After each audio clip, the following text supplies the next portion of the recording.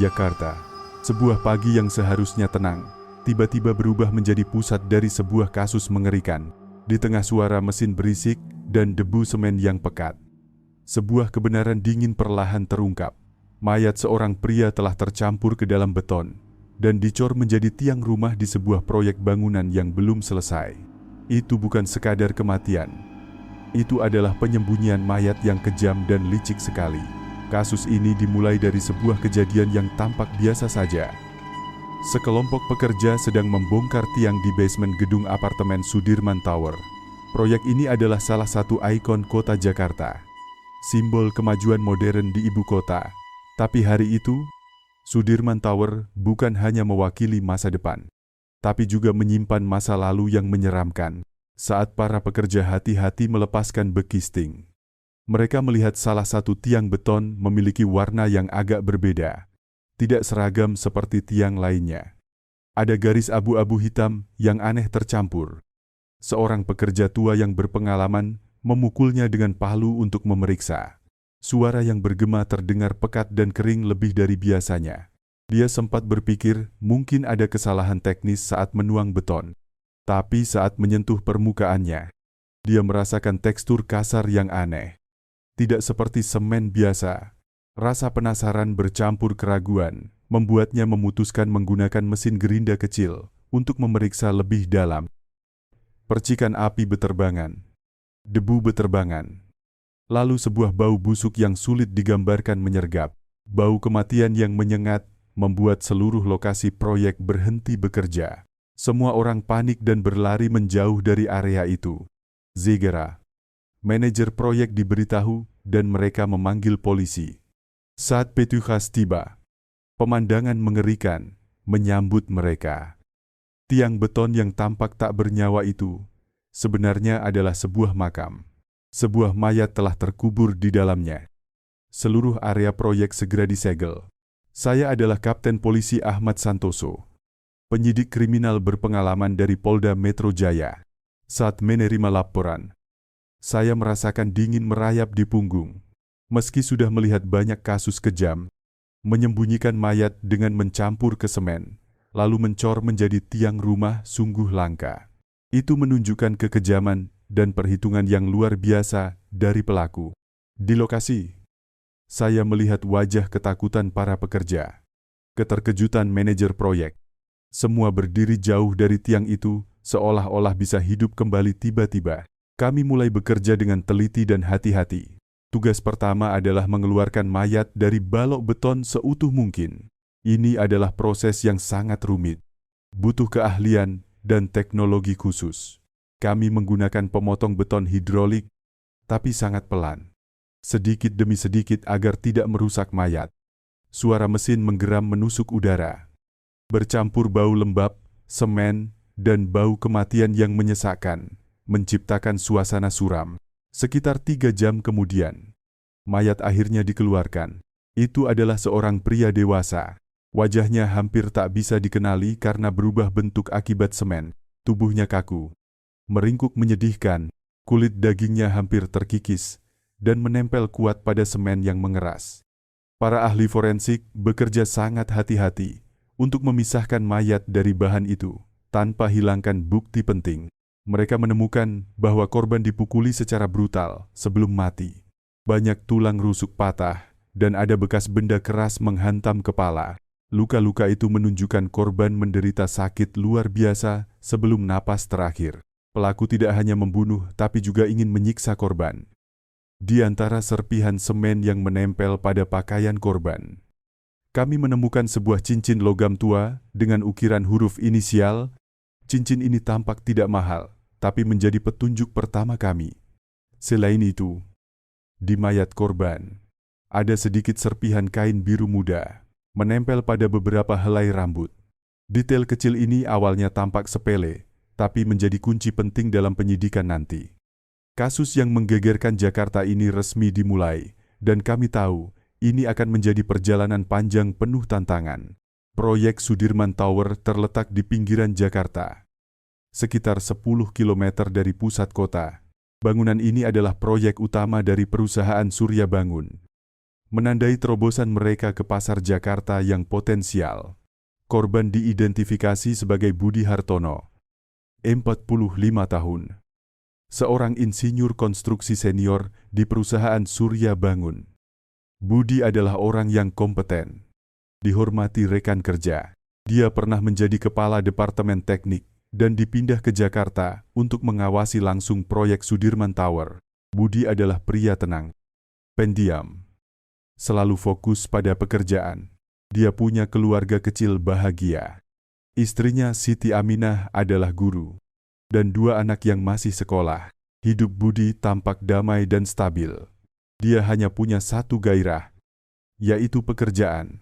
Namun, menurut keterangan beberapa rekan, belakangan Budi tampak lebih pendiam. Dia sering tinggal lama di proyek, bahkan menginap di rumah sementara untuk insinyur. Beberapa pekerja bilang, beberapa minggu sebelum hilang, mereka dengar suara pertengkaran keras dari kantor Budi, tapi tak tahu siapa dan apa masalahnya. Desas-desus mulai beredar di internal perusahaan bahwa Budi sepertinya menghadapi masalah kerja atau ditekan seseorang. Tapi desas-desus ini cepat dipadamkan oleh pimpinan perusahaan yang selalu jaga citra baik Surya Bangun. Direktur proyek di Sudirman Tower adalah Haryanto Susilo, 50 tahun. Pria berpenampilan serius dan selalu profesional. Haryanto adalah atasan langsung Budi. Dia dikenal ambisius, ingin segalanya sempurna. Lalu ada Rina Devi, 38 tahun, kepala departemen perencanaan keuangan proyek. Rina adalah wanita tajam, cerdas, dan punya hubungan rumit di perusahaan. Dia sering ke proyek untuk periksa pengeluaran. Terakhir adalah Faisal Rahman, 40 tahun, pengawas lapangan. Pria pendiam yang sering bekerja langsung dengan tim konstruksi. Faisal selalu tampak sibuk dan jarang berkomunikasi dengan luar. Menurut keterangan awal dari tokoh-tokoh kunci ini, Budi hilang mendadak sekitar 1 minggu sebelum mayat ditemukan. Mereka bilang Budi lenyap tanpa pesan apapun. Perusahaan sudah lapor polisi tapi dianggap kasus hilang biasa. Tak ada yang sangka Budi dibunuh secara sadis dan dikubur tepat di proyek yang dia awasi. Saat ini saya mulai bertanya, apakah tampilan damai dari orang-orang ini menyembunyikan rahasia besar? Sebuah sandiwara yang sudah direncanakan. Malam 15 Mei 2023, Budi Hartono, insinyur kepala proyek Sudirman Tower, hilang setelah bekerja larut di kantor proyek. Pak Faisal, pekerja shift malam, melihat Budi bicara telepon tegang pukul 10 malam. Sampai 11 malam, sebuah truk pickup hitam, tanpa logo, berhenti dekat area cor beton basement, lalu pergi setelah 1 jam. Faisal kira itu truk bahan. Cak, perhatikan. Pagi berikutnya, Budi absen di rapat. Telepon mati. Istri Siti lapor polisi setelah tak bisa hubungi. Perusahaan anggap Budi pergi, tugas mendadak, tapi tak ada konfirmasi. 1 minggu kemudian, mayat Budi ditemukan di tiang beton. Pemeriksaan lokasi. Polisi temukan kamera basement mati sinyal tepat saat truk pickup muncul. Plat nomor truk palsu. Tunjukkan pelaku bertindak licik di kantor Budi. Sebuah jaket tergantung asal berisi USB terenkripsi. Simpan dokumen akuntansi tentang pengeluaran fiktif dan transaksi gelap proyek. Pekerja Andi Pratama, 35 tahun. Laporkan dengar suara aneh dan bau amis dekat area cor beton malam 15 Mei. Awalnya kira bau bahan kimia bangunan, tapi petunjuk ini truk pickup. Kamera mati, USB dan bau kematian menggambarkan konspirasi pembunuhan yang direncanakan matang. Bukan hanya sembunyikan mayat, tapi tutupi rahasia ekonomi lebih besar. Penyidikan kasus Sudirman Tower menjadi sangat rumit saat kami gali lebih dalam. Semakin banyak rahasia tersembunyi. Petunjuk pertama kami fokus adalah cincin logam dengan ukiran huruf di mayat Budi. Kami sisir semua toko perhiasan lokal dan tempat ukir tapi tak hasil. Cincin ini sangat khusus. Bukan perhiasan biasa, tapi desain custom. Kami mulai selidiki hubungan Budi Hartono di internal Surya Bangun. Budi adalah insinyur hebat, dipercaya direktur perusahaan, tapi kepercayaan ini picu konflik besar dengan Haryanto Susilo, direktur proyek. Haryanto ambisius, ingin kendalikan segalanya. Dia pernah berusaha singkirkan Budi dari proyek karena takut posisinya direbut. Rina Dewi, kepala keuangan, juga mencurigakan. Dia tampak ramah, tapi sebenarnya licik. Rina sering beri info salah ke Budi, buat kerjaannya terganggu. Dalam penyidikan, kami temukan detail penting. Sebelum hilang, Budi terus kirim email ke orang anonim tentang tanda korupsi di proyek. Email ini baru-baru dikirim. Lewat analisis data telepon, kami temukan Budi punya panggilan terakhir ke nomor aneh sebelum hilang. Nomor itu, SIM prabayar diaktifkan tepat sebelum panggilan dan dimatikan segera setelah. Ini trik profesional. Kami minta bantu ahli teknologi untuk lacak. Lewat jejak digital, kami tentukan SIM itu dibeli di toko ponsel dekat proyek. Dari kamera toko, kami dapat gambar pria beli SIM. Dia pakai topi dan masker, tapi bentuk tubuh dan cara jalan sangat khas. Orang itu adalah Faisal Rahman, pengawas lapangan. Faisal adalah satu-satunya di manajemen proyek yang ada di lokasi malam Budi hilang dan bisa matikan sistem kamera. Saat diinterogasi, Faisal tampak tenang luar biasa. Dia tegaskan tak tahu apa-apa tentang hilangnya Budi dan punya alibi di rumah bersama keluarga. Tapi serpihan kain biru muda di mayat Budi menjadi kunci. Kami temukan itu kain khusus untuk seragam manajemen di proyek Sudirman Tower. Hanya sedikit orang dapat seragam ini, termasuk Faisal. Periksa loker Faisal di proyek. Kami temukan satu set seragam hilang sepotong kain kecil biru muda. Potongan kain cocok sempurna dengan yang di mayat Budi. Mata Faisal mulai tampak panik. Faisal akui dia pakai besi proyek untuk serang Budi di kantornya. Budi temukan Faisal dan Haryanto berkomplot korupsi proyek lewat pengeluaran fiktif. Budi angkam lapor semua.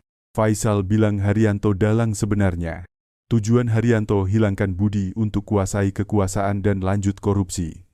Pembunuhan ini bukan hanya kejahatan, tapi juga perjuangan kekuasaan internal yang sudah lama di perusahaan. Saat kami gali Faisal, dia ungkap rahasia lebih mengerikan. Faisal tak hanya sembunyikan mayat Budi, tapi dia tahu tentang mayat lain yang sudah dikubur lama di proyek ini. Mayat itu milik insinyur muda bernama Dimas Setiawan, yang hilang 3 tahun lalu. Hilangnya Dimas dilaporkan, tapi tak ada jejak. Keluarga Dimas habiskan banyak usaha cari, tapi sia-sia. Semua anggap Dimas kabur karena utang. Faisal akui Dimas juga temukan kesalahan keuangan Haryanto. Haryanto sewa Faisal dan orang lain untuk hilangkan Dimas dan kubur mayat di area lain proyek. Saat proyek Sudirman Tower mulai, Faisal usul pindah mayat Dimas ke salah satu tiang baru untuk sembunyikan total. Dia pikir campur ke semen akan hapus jejak selamanya. Pembangunan tiang bukan hanya tutup kematian Budi, tapi juga tutupi hilangnya Dimas. Kami segera kirim tim ke area yang Faisal tunjuk. Itu fondasi tiang tua terbengkalai di kawasan proyek. Setelah berjam-jam gali, kami temukan mayat lain. Forensik konfirmasi itu Dimas Setiawan.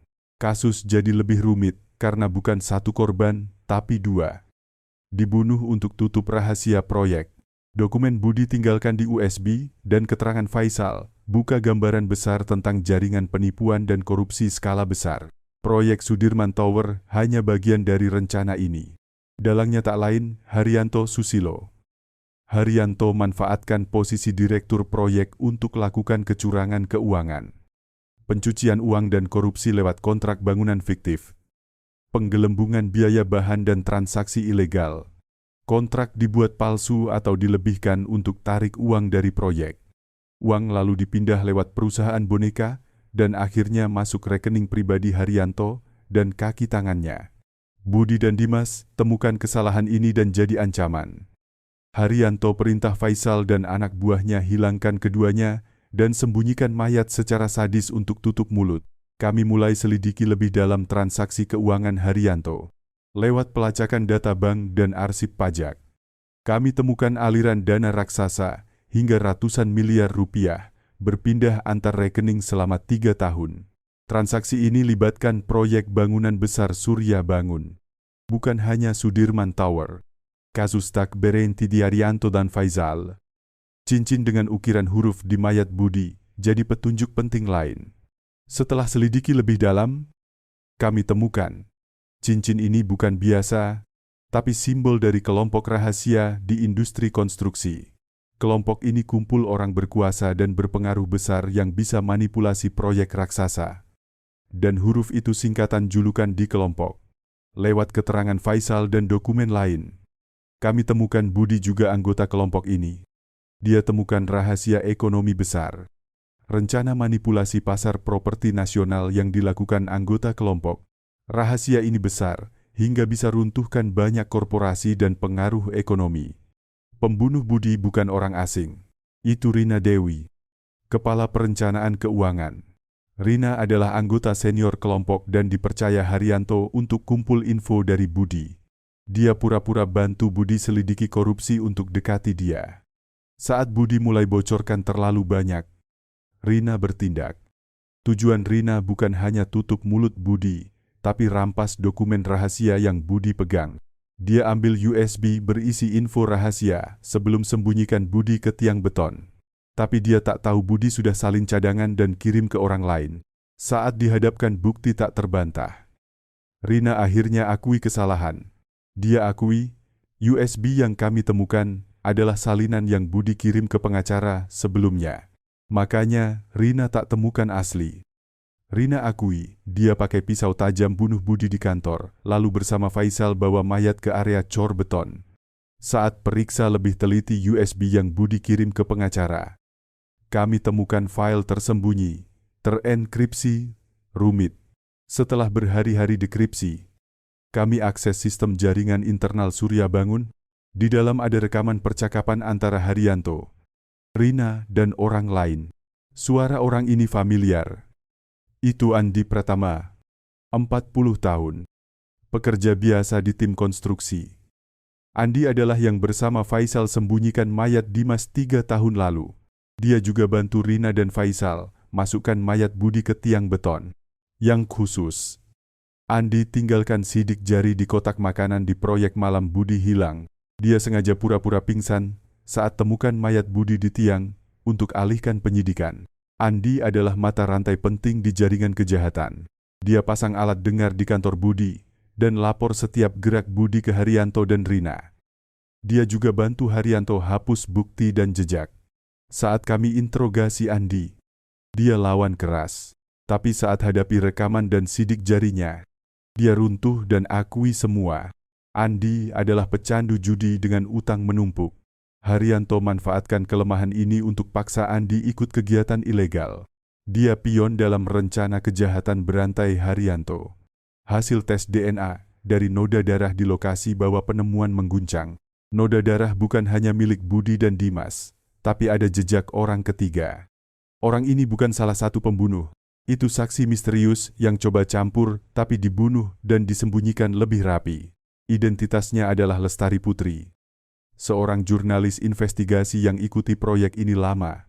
Lestari kumpul banyak info tentang jaringan kejahatan nasional yang manfaatkan proyek bangunan untuk cuci uang dan korupsi. Korban Budi dan Dimas dibunuh untuk tutup mulut dan cegah mereka bocor kesalahan serius di pelaksanaan proyek besar di seluruh negeri. Noda darah Lestari bukti, dia datang ke lokasi malam Budi dibunuh. Dia coba kumpul bukti tapi sial ketahuan dan dibunuh. Mayat Lestari disembunyikan di lokasi lain di luar proyek. Kasus Sudirman Tower kini bukan pembunuhan tunggal. Itu mata rantai dalam rangkaian kejahatan lebih besar. Jaringan kejahatan terorganisir yang tentakelnya merambat ke seluruh negeri.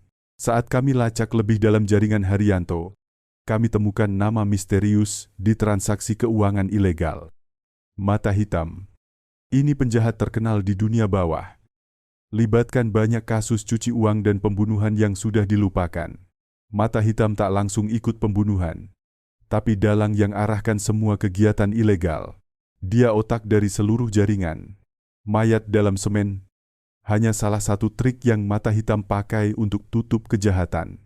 Dia selalu ubah pembunuhan jadi kecelakaan atau hilang untuk hindari perhatian polisi. Kasus Sudirman Tower buka perburuan lebih besar. Sebuah perburuan mata hitam.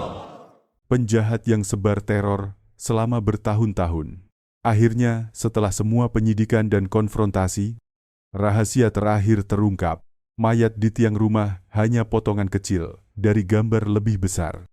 Sebuah rencana keuntungan ekonomi raksasa libatkan proyek bangunan Sudirman Tower. Bangunan ini bukan proyek properti biasa, tapi alat bagi kelompok kepentingan politik dan ekonomi manipulasi pasar. Cuci uang dan dapat untung haram. Sudirman Tower bagian dari konspirasi besar untuk ubah perencanaan kota Jakarta. Cipta lahan emas dan untung dari proyek lain. Pembunuhan Budi dan Dimas hanya cara hilangkan orang yang tahu terlalu banyak dan tutup manipulasi keuangan skala besar. Kasus Sudirman Tower, buka konspirasi belum terungkap, dan tunjukkan kerumitan dunia bawah di industri bangunan. Setelah berbulan-bulan penyidikan tegang, kami akhirnya ungkap seluruh jaringan kejahatan. Haryanto Susilo tak bisa bantah lagi. Hadapi bukti tak terbantah seperti arsip keuangan. Panggilan direkam, dan keterangan Faisal dan Andi. Haryanto akui kesalahan. Dia ungkap seluruh rencana gelapnya. Dia dalang semua kejahatan. Tindakannya mengerikan, tapi dihitung detail. Dia manfaatkan posisi direktur proyek untuk kendalikan orang seperti boneka. Dia Yanyi Wang. Jabatan untuk tarik orang seperti Faisal dan Andi ke jalan salah. Dia bahkan pakai Rina Dewi, wanita cerdas dan tajam. Sebagai tangan kanan, Rina dengan kemampuan keuangan dan hubungan rumit bantu Haryanto lakukan cuci uang dan tutup transaksi ilegal. Budi dan Dimas orang jujur. Mereka lihat kesalahan dan teguh ungkap kebenaran. Tapi mereka remehkan kekejaman Haryanto. Haryanto tak ragu bunuh orang untuk lindungi kepentingannya. Mayat Budi dicampur semen. Bukan hanya sembunyikan, tapi peringatan bagi siapa saja yang berani lawan dia. Untungnya USB yang Budi kirim ke pengacara sebelumnya jadi bukti penentu. Itu simpan seluruh bukti jaringan korupsi dan nama terkait. Saat kami konfrontasi Rina, dia ungkap saat temukan Budi demam dan berkeringat di dahi ditutup kain. Dia sempat pikir lakukan kekerasan seksual pada Budi. Tapi urung, karena takut sial. Dia pikir orang sakit bawa nasib buruk. Tapi pikiran kejam ini tak halangi. Dia bunuh Budi dengan pisau secara sadis saat dia lemah. Malam kejadian, Rina sendiri yang bunuh Budi dengan pisau. Lalu Faisal dan Andi bantu sembunyikan mayat ke tiang rumah. Mereka pakai truk pikap angkut mayat ke area cor dan campur ke balok semen. Semua dilakukan malam di bawah arahan Haryanto. Saat mayat Budi ditemukan, semua bukti tunjuk Haryanto, Rina, Faisal dan Andi sebagai dalang dan kaki tangan. 25 Mei 2023. Pengadilan Negeri Jakarta Pusat buka sidang kasus Sudirman Tower. Warga lokal berkumpul pagi-pagi di luar pengadilan. Semua tak sembunyikan kemarahan dan kesedihan saat dengar kejahatan mengerikan ini. Saat terdakwa Haryanto Susilo, Rina Dewi, Faisal Rahman dan Andi Pratama digiring masuk. Mata mereka dingin dan tak berperasaan. Di sidang, keterangan dingin terdakwa tentang tindakan sadis. Mereka buat ruangan hening. Haryanto masih coba bantah. Tapi ada bukti, tak terbantah. Dia, Rina cerita detail bunuh Budi tanpa jetar. Faisal dan Andi akui peran mereka sembunyikan mayat. Ibu Budi Hartono dan Dimas Setiawan berambut putih duduk diam di baris depan. Mata mereka tajam ke arah terdakwa. Mereka tak nangis. Mungkin air mata sudah kering bertahun lalu. Mereka hanya nyalakan dupa lihat foto anak mereka yang pergi tak adil. Mata mereka campur sakit dan damai saat keadilan ditegakkan. Putusan akhir dibaca jelas dan tegas. Haryanto Susilo, Rina Dewi, Faisal Rahman dan Andi Pratama divonis mati atas tuduhan pembunuhan dan korupsi. Selain itu, kasus diperluas selidiki individu terkait jaringan mata hitam dan cuci uang lain. Warga lega tapi sakit dan kehilangan tetap ada. Sidang tutup kasus mengerikan tapi buka bab baru dalam perang lawan kejahatan. Kasus Sudirman Tower di Jakarta adalah peringatan mendalam bagi semua. Kejahatan tak datang dari jauh tapi bisa bersembunyi dekat. Dari hasrat materi dalam ketidakpedulian dan keserakahan tak berbatas. Para pembunuh itu bukan setan dari neraka, tapi manusia yang biarkan keserakahan dan kemerosotan pimpin. Mereka tak mati karena nasib, tapi karena orang dewasa tak waspada cukup dini. Keadilan bisa lambat, tapi tak pernah absen. Pelajaran dari kasus Jakarta bukan hanya hukuman pantas untuk kejahatan, tapi juga pengingat pentingnya kewaspadaan, kebaikan dan tanggung jawab setiap individu dalam bangun masyarakat aman. Hindari godaan materi dan keserakahan, karena itu sumber kejahatan. Jaga hati nurani lurus dan bersih adalah cara hindari akhir tragis dan menyakitkan nanti. Bagaimana pendapat kalian tentang cerita ini? Tinggalkan komentar di bawah. Dan jangan lupa like serta subscribe untuk cerita lebih banyak lagi.